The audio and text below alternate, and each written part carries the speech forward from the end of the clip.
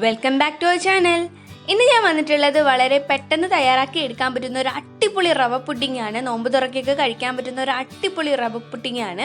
അപ്പോൾ അതെങ്ങനെ തയ്യാറാക്കി എടുക്കുന്നതെന്ന് നോക്കാം. വീഡിയോയിലേക്ക് പോകുന്നതിന് മുമ്പായിട്ട് നിങ്ങൾ എൻ്റെ ചാനൽ ആദ്യമായിട്ടാണ് കാണുന്നതെങ്കിൽ സബ്സ്ക്രൈബ് ചെയ്ത് പ്ലീസ് ഒന്ന് സപ്പോർട്ട് ചെയ്തേക്കണേ.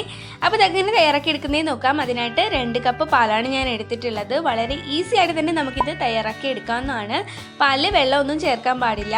അപ്പോൾ അതുപോലെ 2 കപ്പ് പാലെടുത്തതിന് ശേഷം ഇതൊന്ന് നന്നായിട്ടൊന്ന് തിളച്ച് വരുന്നവരെ ഒന്ന് നമുക്ക് ഇളക്കി കൊടുക്കാം. അതിനുശേഷം നമുക്ക് അതിലേക്ക് 1/2 കപ്പ് പഞ്ചസാര ചേർത്ത് കൊടുക്കാം. 1/2 കപ്പ് പഞ്ചസാര ചേർത്ത് കൊടുത്താൽ മതിയാവും. മധുരം അനുസരിച്ചിട്ട് നമുക്ക് 1 സ്പൂൺ അങ്ങോട്ടും ഇങ്ങോട്ടും ഒന്ന് ചേർത്ത് കൊടുക്കാവുന്നതാണ്.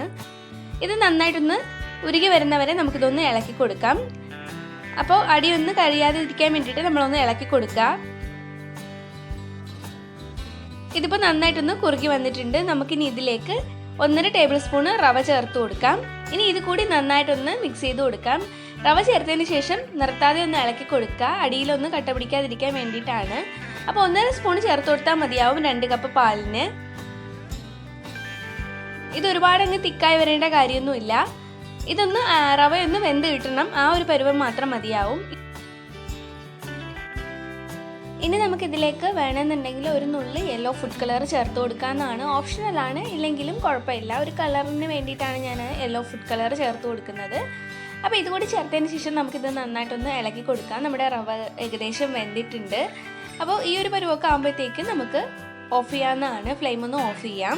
ഇതിപ്പോൾ ഞാൻ ഫ്ലെയിം ഓഫ് ചെയ്തിട്ടുണ്ട്. ഇതൊന്ന് ഞാൻ തണുക്കാൻ വേണ്ടിയിട്ട് മാറ്റി വയ്ക്കുകയാണ്. തണുത്തതിന് ശേഷം മാത്രം നമ്മൾ ജാറിലേക്ക് ഇട്ട് അരയ്ക്കുക, ഇല്ലെന്നുണ്ടെങ്കിൽ നമ്മുടെ ജാറ് കേടായി പോകാനുള്ള സാധ്യതയുണ്ട്.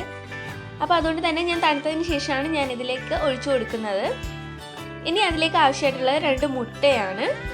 2 മുട്ട അല്ലെങ്കിൽ 1 മുട്ട എടുത്താലും മതിയാവും. നമുക്ക് ക്വാണ്ടിറ്റി അനുസരിച്ച് നമുക്ക് മുട്ട ചേർത്ത് കൊടുക്കാവുന്നതാണ്. ഇനി ഇത് ജാറിലേക്ക് ഇട്ടിട്ട് 1 മിനിറ്റ് അടിച്ചു കൊടുക്കുക, അല്ലാന്നുണ്ടെങ്കിൽ ഒരു 40 സെക്കൻഡ് അടിച്ചു കൊടുത്താലും മതിയാവും. ഇപ്പം ഞാൻ ജാറിലേക്ക് ഇട്ടൊന്ന് അരച്ചെടുക്കുകയാണേ.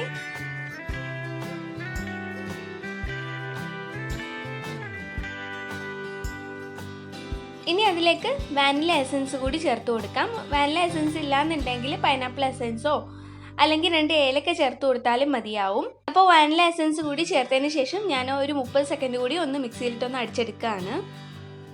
അപ്പോൾ നമ്മുടെ മാവ് ഇവിടെ റെഡി ആയിട്ടുണ്ട്. ഇനി നമുക്ക് ഒരു പാത്രത്തിലേക്ക് ഇതൊന്ന് മാറ്റി കൊടുക്കാം. പാത്രത്തിലേക്ക് കുറച്ച് എണ്ണ തടവിയതിന് ശേഷം വെച്ച് കൊടുക്കാം. ഞാൻ എണ്ണ തടവാത്തതിൻ്റെ പേരിൽ എനിക്ക് പാത്രത്തിൽ നിന്ന് ഇളകി കിട്ടിയില്ല. അതുകൊണ്ട് നിങ്ങൾ എണ്ണ തടവിയതിന് ശേഷം, അല്ലാന്നുണ്ടെങ്കിൽ നെയ്യൊന്ന് തടവിയതിന് ശേഷം മാത്രം ഇത് ഇതുപോലെ ഒന്ന് ഒഴിച്ചു കൊടുക്കുക. ഇനി അതിലേക്ക് പൊടിച്ചു വെച്ചിരിക്കുന്ന ബദാമോ അണ്ടിപ്പരിപ്പോ എന്തെങ്കിലും ഉണ്ടെങ്കിൽ അതൊന്നും കൂടി ഗാർണിഷ് ചെയ്യാൻ വേണ്ടിയിട്ട് ഒന്ന് ചേർത്ത് കൊടുക്കുക.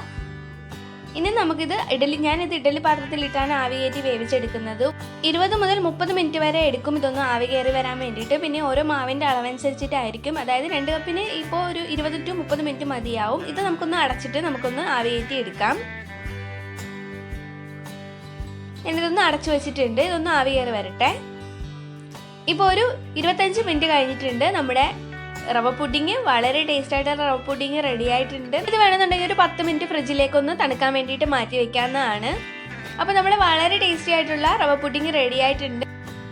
നമുക്കിനി കൊച്ചു കൊച്ചു കഷ്ണങ്ങളായിട്ടൊന്ന് കട്ട് ചെയ്തെടുക്കാവുന്നതാണ്. വളരെ ടേസ്റ്റാണ് കേട്ടോ ഇത് കഴിക്കാനായിട്ട്. ഇതെല്ലാവരും നിങ്ങൾ ട്രൈ ചെയ്ത് നോക്കണം. വീഡിയോ ഇഷ്ടമാണെന്നുണ്ടെങ്കിൽ ലൈക്ക് ചെയ്യാനും ഷെയർ ചെയ്യാനും സബ്സ്ക്രൈബ് ചെയ്ത് എൻ്റെ ചാനലിനെ സപ്പോർട്ട് ചെയ്യാനും മറക്കരുത്. സബ്സ്ക്രൈബ് ചെയ്യുമ്പോൾ അതിൽ ഓൾ എന്ന ഓപ്ഷൻ കൊടുക്കുകയാണെന്നുണ്ടെങ്കിൽ ഞാൻ ഫ്യൂച്ചറിൽ വീഡിയോസ് ഇടുമ്പോൾ അത് നിങ്ങൾക്ക് നോട്ടിഫിക്കേഷനായിട്ട് ലഭിക്കുന്നതായിരിക്കും.